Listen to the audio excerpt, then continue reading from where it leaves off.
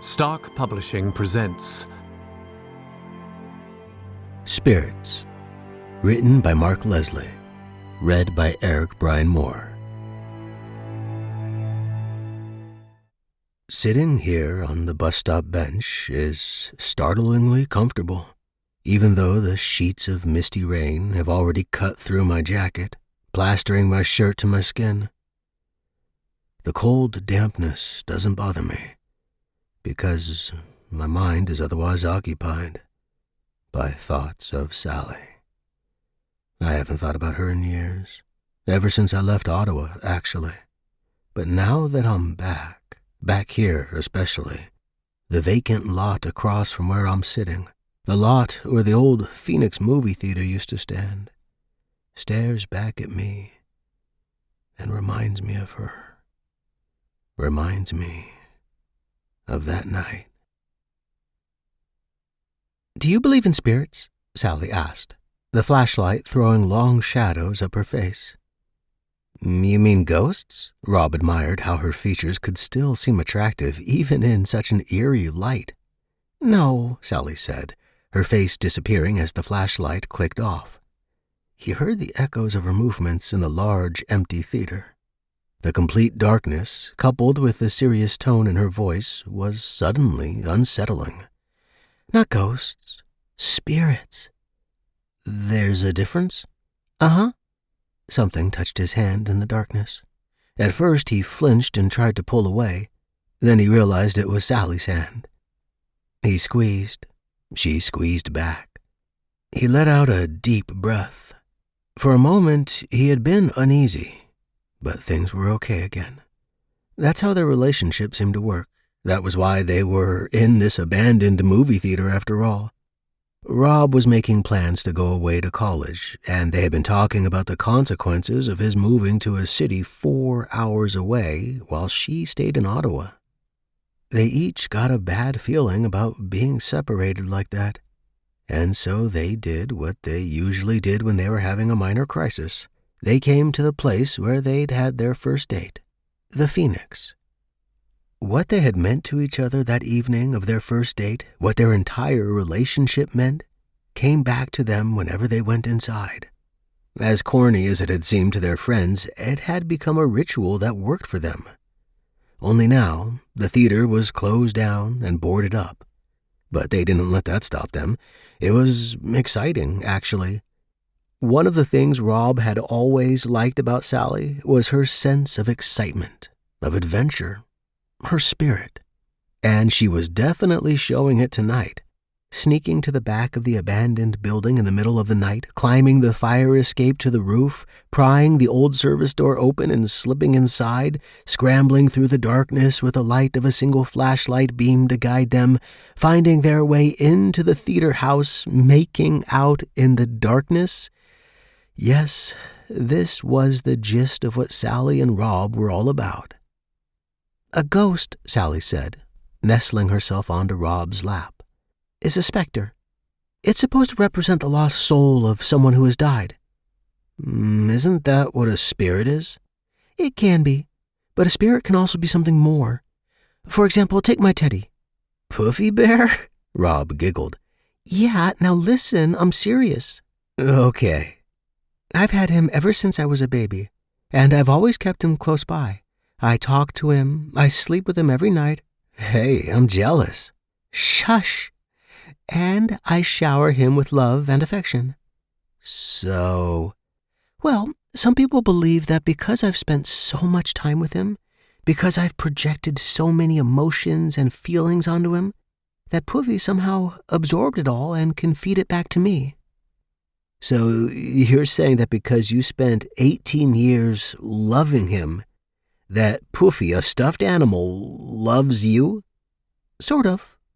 Sally shifted in his lap, turning to face him in the darkness.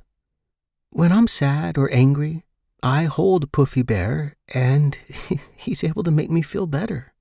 I feel protected and safe whenever I hold him, because he provides me with a feeling of love and affection." "An echo of the affection you've given him?" "Yeah. But this doesn't just happen with objects," she said. It can happen with a place. People who haven't died can still leave their spirit in a place, and they spend the rest of their lives searching for something because they have this empty feeling. They don't know what it is, though. They don't realize their spirit is still waiting for them at the place where they left it. Does this story have a point? I'm getting to it. Here's the good part, the part that'll freak you out. I'm ready to be freaked. She kissed him and then pulled away. I've heard that this theater has a spirit. A chill ran down Rob's spine. It does? Yeah. My mom told me about something that happened here a long time ago.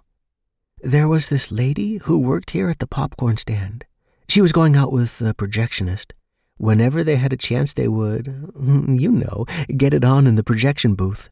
Eventually, the woman got pregnant, and apparently it ended up that she was also working here the evening she went into premature labor.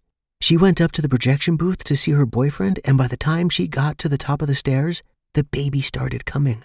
She gave birth right here in the theater. And the baby died? And now haunts the theater? Rob asked, fidgeting in his seat. No, the baby lived. I think she gave it away for adoption or something, but ever since that day, whenever they ran a film, some people could hear this strange sound, really faint, behind the soundtrack of the film. It was the sound of a baby crying. Where was it coming from?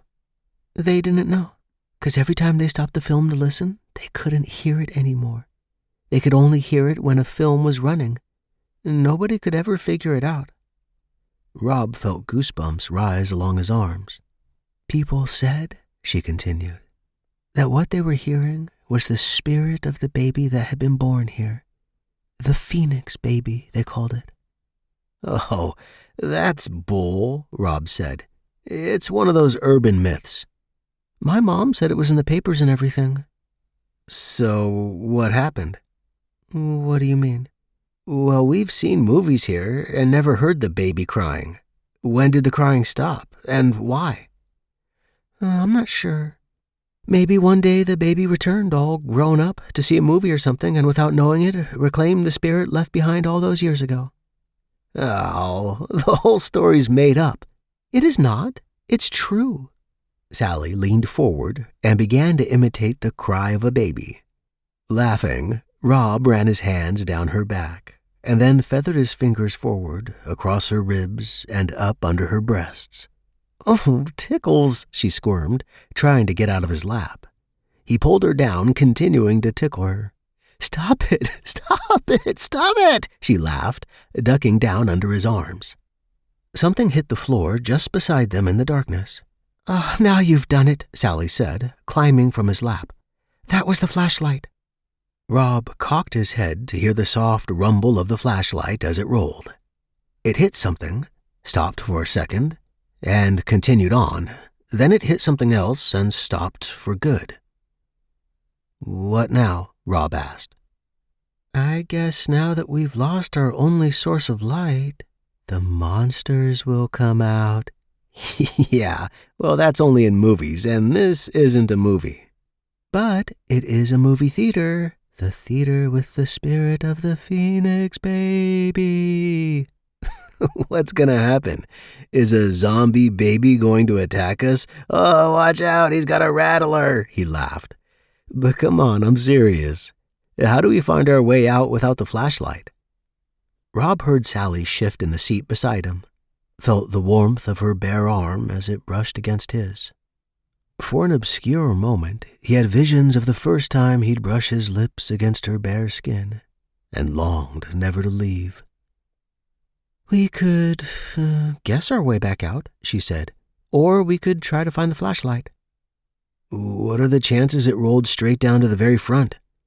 Slim. We're about 3/4 of the way up, and it didn't sound like it rolled all the way down, maybe only halfway. She took his hand in the darkness. He bent and kissed the back of her hand. We'd better start looking, because when I make love to you here, I want to be able to look into your gorgeous eyes. Keep talking. I want to see the beautiful curve of your cheek, the silky magic of your hair cascading past your naked shoulders and over your... Sally sighed loudly and was up out of her seat. Okay, let's find the flashlight. I'll tell you one thing, though, Rob said, as they moved down the slope of the aisle to start their search. I've never been bored on a date with you. Thanks.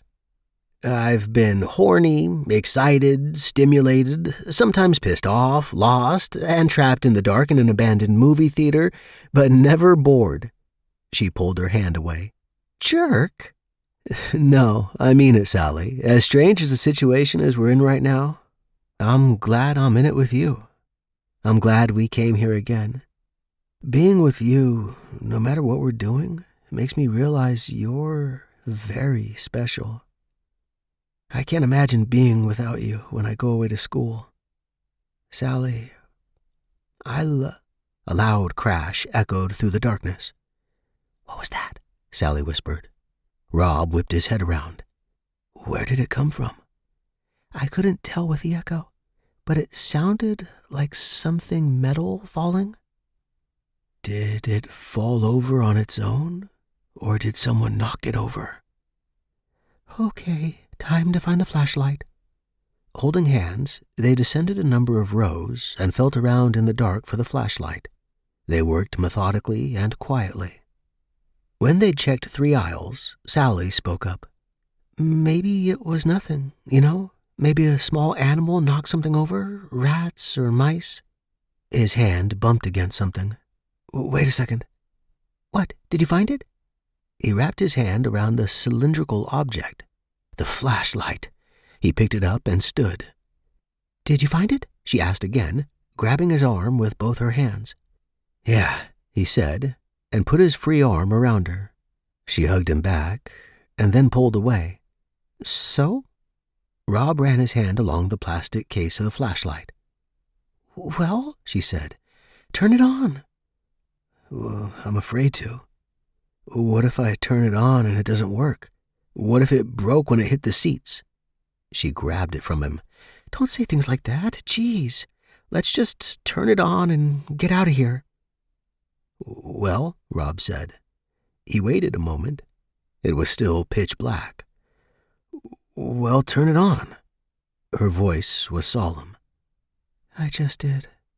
The distinct sound of a door slamming shut echoed through the theater. That wasn't a rat or mouse, Rob whispered. Vermin don't use doors. Maybe the sound was the owner or something. Or maybe... Oh boy. What? It could be the police. Maybe someone saw us sneaking around on the roof and called the cops on us? But we didn't do anything. We aren't vandals.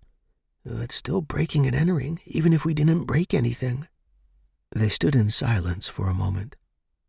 Sally nudged him. There's no light anywhere. If the owner or the police were inside, wouldn't they at least have a flashlight?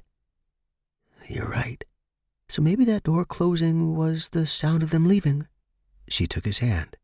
And if so, we'd better split before they come back in. They moved up the aisle, shuffling slowly to the top of the theater house. There are 3 stairwells here, Rob said. Yeah, we came down the middle one. That leads to the upper floor, doesn't it? I think so. Still holding hands, they went up the stairs. At the top, Rob felt along the wall. They inched their way forward until his hand came upon a doorknob. He turned it and pushed. The heavy door opened. Is this it? Not sure. He paused and guided her free hand to hold the door once he passed through so it wouldn't slam in her face. Then he walked forward. After a few more steps, the door sprang back and shut loudly behind them. They both jumped. Sorry, Sally muttered. They giggled and moved forward until Rob kicked something small. It clattered along the cement floor, a hollow, tinny sound. Whoops. He walked around it, and his outstretched hand hit a wall of brick. He felt sideways along the coarse brick until his hand slipped off into open space, then hit something just as solid but very smooth. Glass. What the... We came the wrong way, didn't we?" "I think so." He turned and wrapped both his arms around her. She hugged him back. Something in one of her hands dug into his back as she held him. "What's that in your hand?" "Oh, it's the flashlight." "But it's broken. You may as well pitch it. It's no good to us now."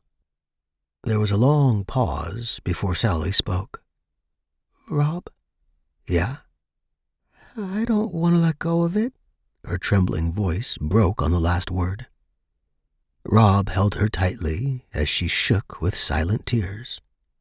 Suddenly, a small flash of light filled the room to the sound of something hitting the floor beside them. They both gasped. "It's working," Sally said. "When I dropped it, it came on for a second." Rob released her and knelt in, feeling along the floor. He found it and shook it. The light flashed on briefly yet again. "What did you do?" "I joggled it a bit. Maybe when we first dropped it, the impact misaligned the batteries or something." "Do it again." The light came on. This time it stayed on. There was enough light for Rob to see her face again, and the look of concern in her eyes was unsettling. He'd never seen such a pained look before, and almost wished the light would go out again so he wouldn't have to see it. "So where exactly are we?" He turned and aimed the beam at the wall. Set into the brick was a thin rectangular window. "We're in the projection room," Sally muttered. Rob twisted to face her again and saw her looking down at an empty film canister. Then he passed the beam along the floor to a small, narrow mattress perched on a makeshift cot up against the far wall. On top of this cot were a couple of worn and battered blankets. "Someone lives here," Sally said. "Okay, that's our cue to leave." He pulled on her arm and started to move toward the door, but stopped almost immediately. Blocking the doorway stood a tall, gangly man. Being inside the cafe across the street from the empty theater lot warms my damp, wrinkled skin, just as the coffee I cradle before me warms my insides. But a chill still runs deep inside that neither the warm room nor the coffee can curb. The exact moment of staring him directly in the face has returned to me in countless nightmares. I'd wake up screaming, covered in a cold sweat, with the image of those deeply shadowed eye sockets within which I could never make out the eyes. I always knew he was staring at me, though, staring right through me. But for the life of me, each time I dreamt of that pale, thin face and those hauntingly sunken eyes, I could never remember where he was from. It comes back to me now, though. It all comes back to me, how my immediate reaction was to flash the light in his face and then stab the flashlight into his stomach. The gangly man doubled over easily, and I shoved him out of the doorway. As he staggered back against the wall, I kicked him in the ribs, brought the flashlight down on his skull, and pounded both of my elbows into his back. As he crumpled to the floor, I hauled Sally out of the doorway and past him. Both of us screaming, we somehow picked the right stairway and ran for the exit. The rest of that night is still a blur. But what happened between us next? That's all becoming startlingly clear. "Why haven't you called?" "I've been busy." "Look, Rob, I can't talk now." "Sally, wait." The dial tone was his only answer. For the past 3 weeks, that had been the only type of answer she'd given him. A closed door, a dial tone, it was all the same. He wondered if it was because of his violent reaction to the stranger, and the fact both Sally and Rob were convinced that Rob's attack had seriously injured or killed him. He'd never behaved that way before, and had only done so that night out of self-defense and fear. After all, they had no idea what the stranger had intended to do to them. And Rob did make an anonymous call to 911 telling them about an injured man in an abandoned theater. but there was nothing about a mysterious death or injury that night in any of the local media. And he couldn't get her to admit that was why she was avoiding him, because she wouldn't even speak to him for more than the words it took to say goodbye. He stared at the phone receiver a while longer, and then slammed it down. Enough was enough. He'd have to march over to her place and confront her. He felt bad enough about his attack on the stranger. He needed Sally's reassurance that he'd done it to protect them. He just couldn't go on like this. When he arrived at her parents' home, he knocked and waited. No answer. He knocked again, harder. Still no answer. Her father's car was not in the driveway, and given that it was Sunday, it meant they were probably visiting Sally's grandmother at the nursing home. But Sally never went with them. She couldn't handle seeing her grandmother kept like an animal in a zoo, treated like she was too dumb and frail to handle being outside of that protective cage, stored away only to be seen by the outside world during pre-allotted visiting time slots. The more he thought of it, the more he was sure he needed to explain to her his violent reaction that night. Rob knocked again, waited, then tried the door. It was unlocked. He pushed it open. "Hello?" No answer. He walked inside.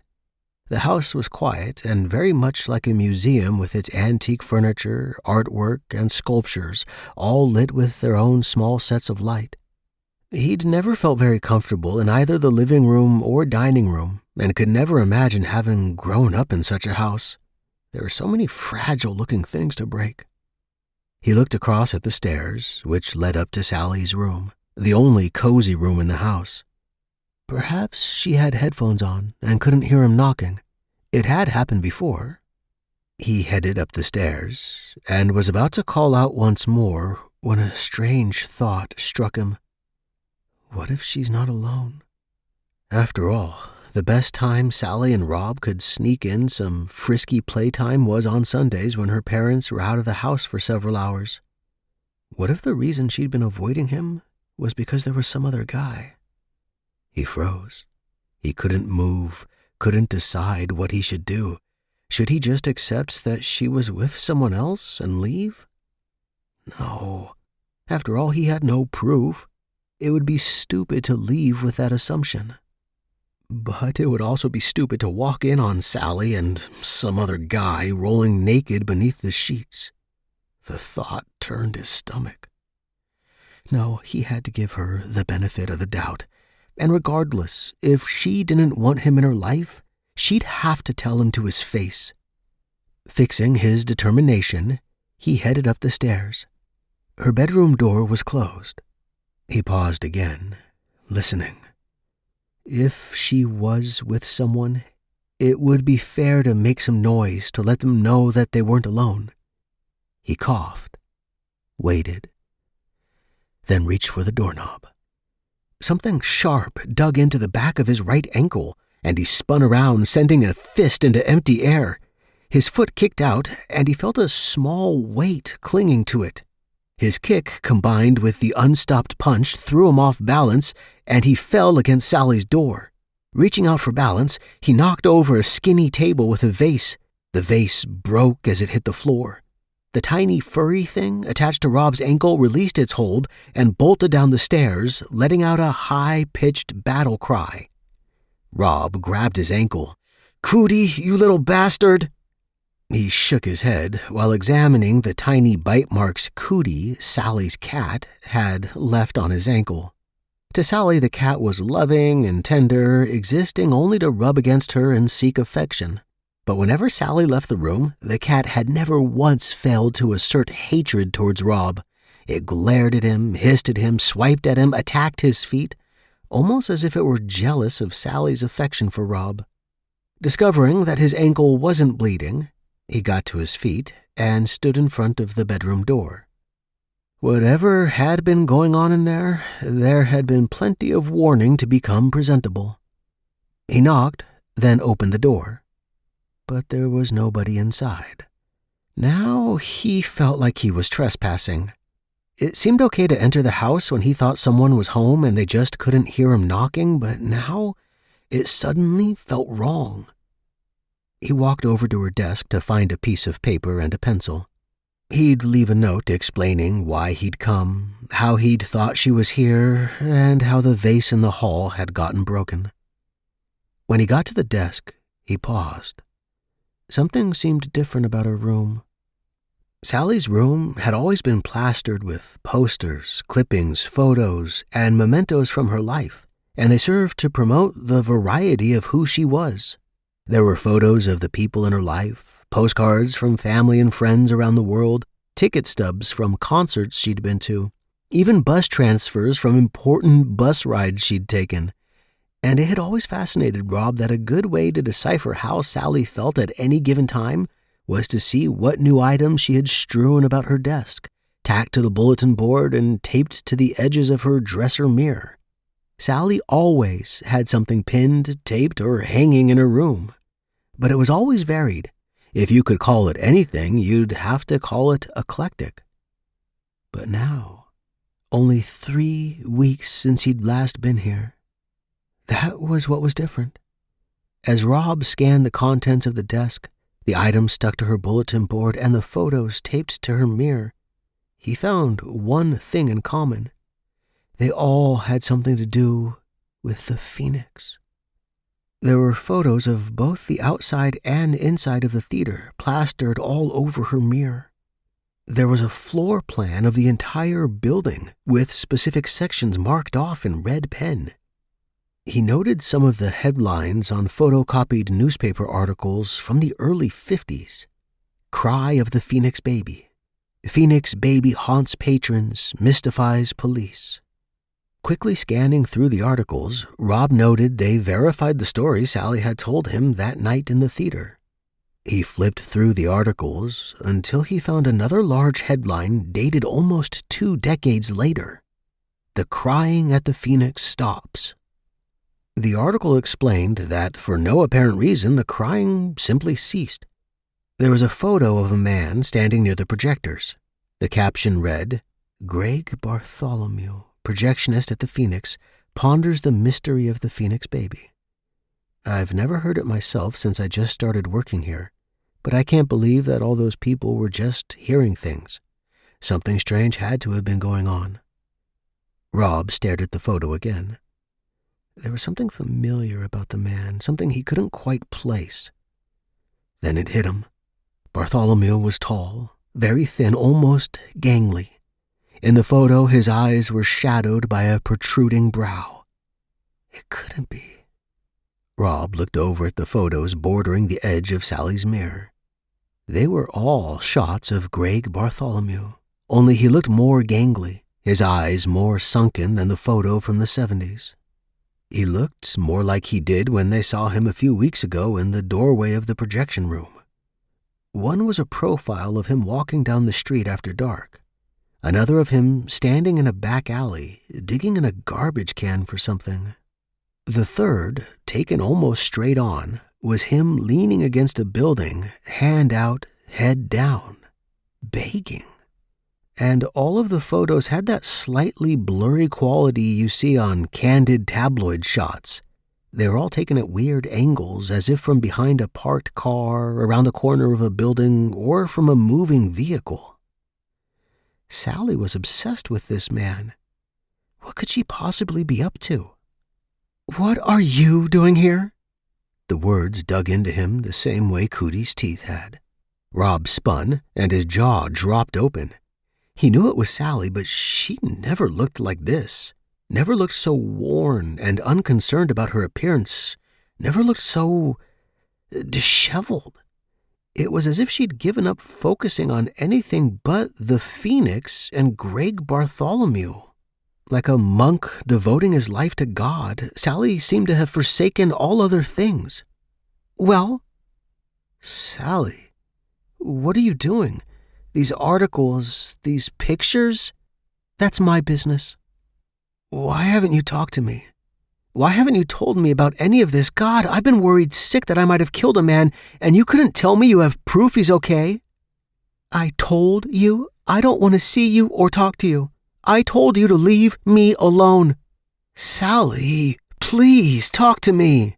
I didn't mean to hurt him. It was Get out, Rob. I'm busy. Busy with what? With stalking this man? What are you doing? He's a homeless bum. He's crazy. He's not crazy. How do you know? He's the Phoenix baby. What? He's the Phoenix baby. He left his spirit there when he was born. When he returned as an adult to work as the projectionist, the crying stopped. Don't you get it, Rob? Don't you understand? His only destiny was to return to the theater and reclaim his spirit. But now he's tied to that spot because his spirit is tying him there. He can't leave without leaving his spirit behind. He needs my help. He needs to be locked away. He's nuts. He could hurt you, Sally. Don't go near him anymore. Stay away from him. He won't hurt me, she said, and a strange look entered her eyes. Sally, you don't love him, do you? Her face paled at those words, but she said nothing. You don't know what you're getting into. He could seriously hurt you. The same way you hurt him. If I have anyone to fear right now, it's you. You never let me explain. He's clouding your judgment. Please stay away from him and give me a chance to explain. Don't tell me what to do. Please, Sally. You need help. I need you to leave me alone. Sally, Rob stepped toward her. She flinched as if she thought he would strike her, and that, more than any of her words, let him know that he'd lost her. He hung his head down and stepped back. Rob, I have to do this. I must do this. I can't explain it, but I need you to leave. He turned and looked at Puffy sitting on her bed and taking in the entire scene. Take care of her, he thought to the bear. Fighting back tears, he walked past her, out of the room, out of her life, and never spoke with her since. Losing her love, losing her trust, that was the hardest blow I'd ever faced. It hurt me so deeply. It still hurts. The waitress who just refilled my coffee can see my tears, but I don't care. The emotions come back with an incredible intensity as I sit here and remember, in a silent reunion with the painful memories. Maybe that was why I blocked most of it out, chose not to remember. Maybe that was why I was never able to have a successful relationship with anyone since then. Maybe that was why my marriage failed after only 6 months. Perhaps I was afraid the best thing for any woman that I'd grown to care about was to leave her alone. Irrational, I know. But often your first important relationship affects the rest in the subtlest and most powerful ways. But now that I remember, now that I recall the scene in Sally's bedroom, the choice I made to leave her alone, I wonder if I really did the right thing. Should I have tried to help her? Should I have persisted? Whatever happened to her after that? And was it my fault? I kept tabs on her, very secretly, of course, the way the rejected party often does at the end of a relationship. I remember listening when a group of friends were talking about her and hearing stories that one day she'd simply disappeared, ran off somewhere, leaving a note to her parents to say goodbye.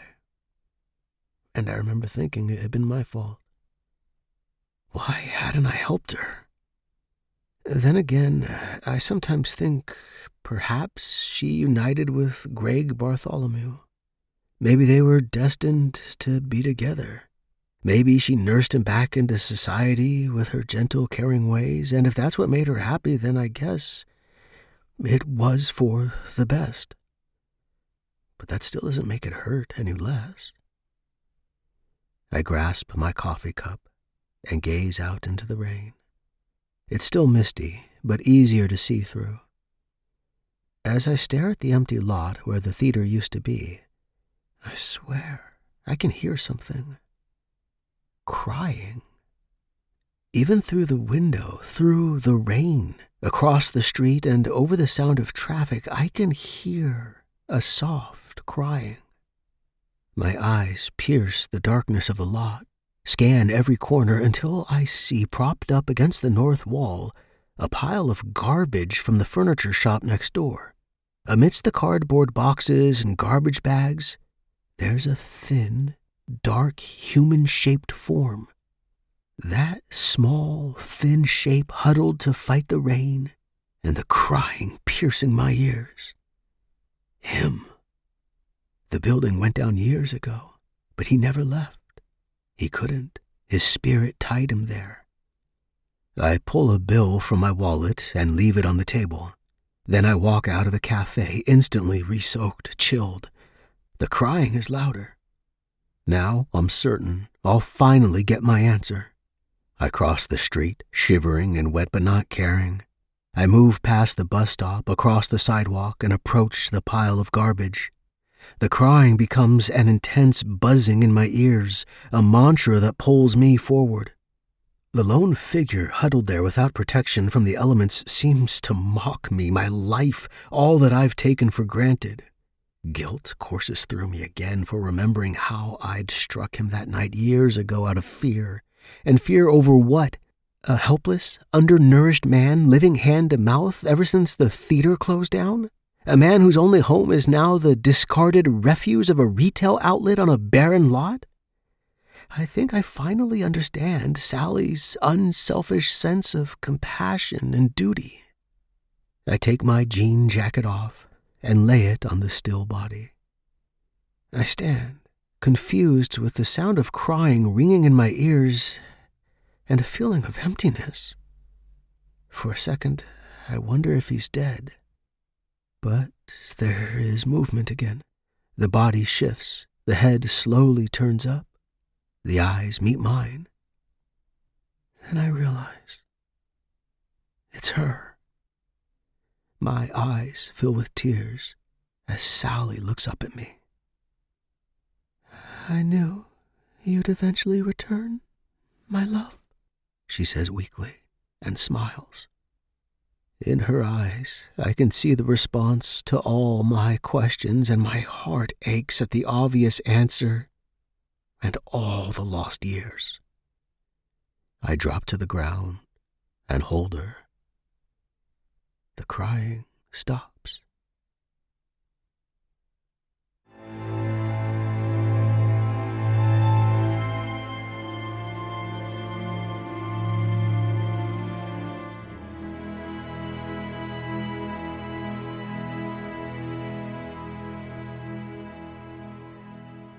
Well before it got put onto paper, part of the story had been kicking around in my head for a significantly long time. The basis for the tale came when a friend mentioned a concept that came to her when she was on the bus and going past the Phoenix movie theater on Bank Street in Ottawa. Yes, it was once a real place. A one-time popular movie house that had been closed by the time this story saw its genesis.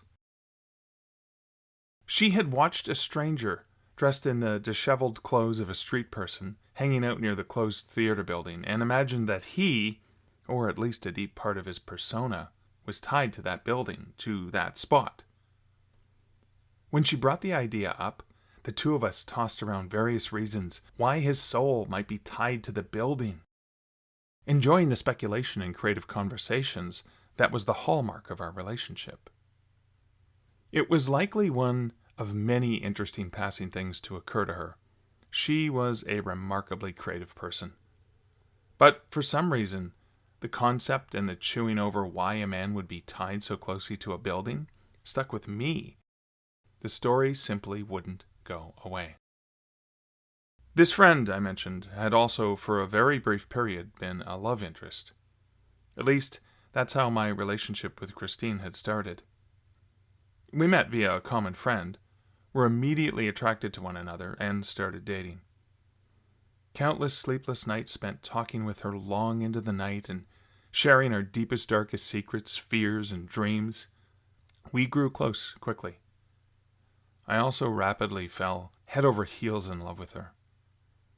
But the short and intense relationship we had just didn't work out. These things happen. We broke up, didn't see each other for several months.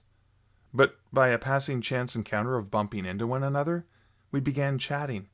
And the second time our relationship evolved into the higher plane of friendship and maintained that great thing that happens when two people can just talk endlessly and never tire of that deep personal sharing. In any case, after enjoying the rediscovery of a friendship, we ended up moving off in separate directions, both geographically and figuratively, each of us finding our own happily ever afters and never looking back. But Christine is somebody who will always be important to me. I sometimes find myself reflecting on those late-night chats, the fun creative speculation, and the comfort in that friendship we'd progressed to. And that type of thinking inevitably leads back to a wondering if the friendship we'd grown into would be able to pick up exactly where it left off all those years ago, as if none of the decades between ever existed. So when I wrote this story, I was meditating on that and on the discussion we'd had about the homeless guy and the Phoenix Theater, and trying to draw a parallel sort of important past relationship into the backstory of the narrator of the tale.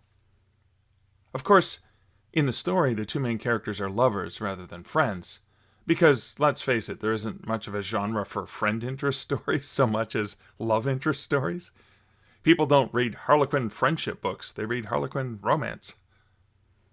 The other thing I was toying with in this tale was also part of another story where I'd leveraged the haunting sound of a baby crying. That tale was called Being Needed. I sometimes find that when an idea like that strikes me, I sometimes must attack it from more than one angle. Spirits is a love story, or about the undying passion that binds two lovers together, while Being Needed is a tale of growing old and the importance of having someone to love, cherish, and look after. Even within the concept of love, I found different ways of utilizing that same eerie experience of being disturbed by the sound of a baby crying in the middle of the night. This tale is a contemporary story with a subtle speculative element, so it's a bit of a departure for the normal horror/speculative fiction/dark humor tale that I typically write. What was frustrating was that it didn't quite fit in with the markets I would normally send my stories to, i.e. horror magazines and anthologies. But because it did contain at least a bit of the speculative, or if not at least a bit of the feel of a ghost story, it wasn't a good fit for contemporary fiction markets. I've always felt, however, that this tale was a solid one, with interesting characters, a unique kind of mystery, and, at its heart, a story of the precious power of undying love. And yet, given the fact that it lives somewhere between the genres I normally write in and contemporary literary fiction, I just couldn't find it the right home. I sent it to 16 markets over the years, many of them being the near misses that often occur when an editor likes the tale, but it doesn't quite fit in with their current requirements. I even had the renowned writer Lawrence Hill, when he was writer-in-residence at McMaster University in Hamilton, read through the story and offer me feedback and advice on this story. It was especially after Larry commented quite positively on several aspects of the story that I thought there could be some merit to my original thoughts about it. But even after that, I ended up with more near misses when I submitted the tale to editors. Sometime after that, I kept wondering how many more markets I might send it out to, only to get the same results.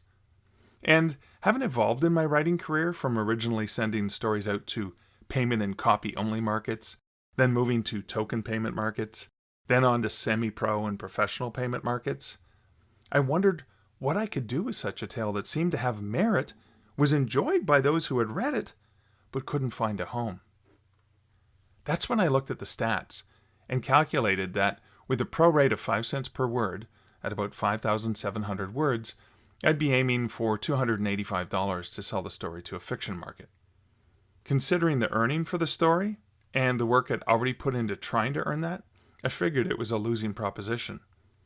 However, I wondered if I might explore releasing the story into the digital market myself, seeing if I could retail it for a nominal fee, which should be a bargain for a short story plus some additional bonus content, and sell it for 99 cents.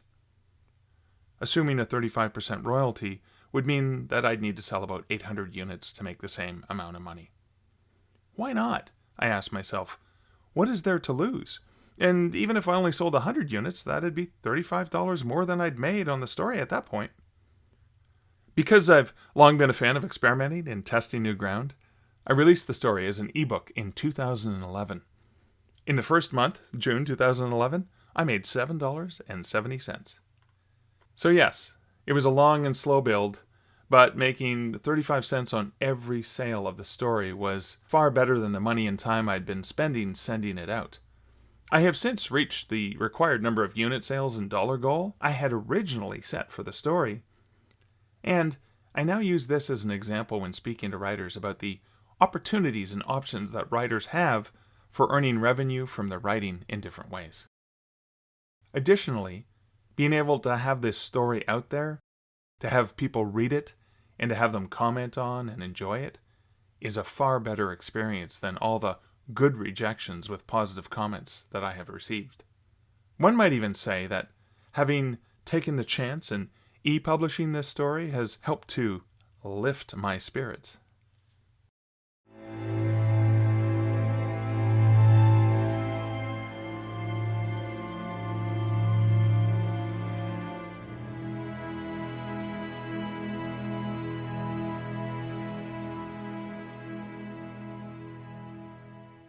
About the author. Mark Leslie is still afraid of the monster under his bed, and... Wait a second. This is just really awkward. I'm the author. Why am I reading this in third person? Yes, I know. The print book, the ebook are written in third person, but because I'm reading it, I'm going to readapt this on the fly. I'm still afraid of the monster under my bed, and no amount of bright daylight reason is ever going to dispel those fears. But so long as I can draw upon those inner demons, I'll likely always have something to write about. Because of where I grew up, went to school, and fathered an awesome kid, I continue to consider Sudbury, Ottawa, and Hamilton home, all for different reasons. I currently live in southern Ontario, and when I'm not writing, I can most likely be found behind the keyboard with my nose stuck in a book, enjoying and tracking craft beer, sharing musical earworms, and dad jokes. Also, you can often find me wandering awestruck through bookstores and libraries. You can learn more about me and find out about other books I have written, with links to all the various retailers and library platforms where you can access pretty much everything I've ever published. You can find all those links over at markleslie.ca.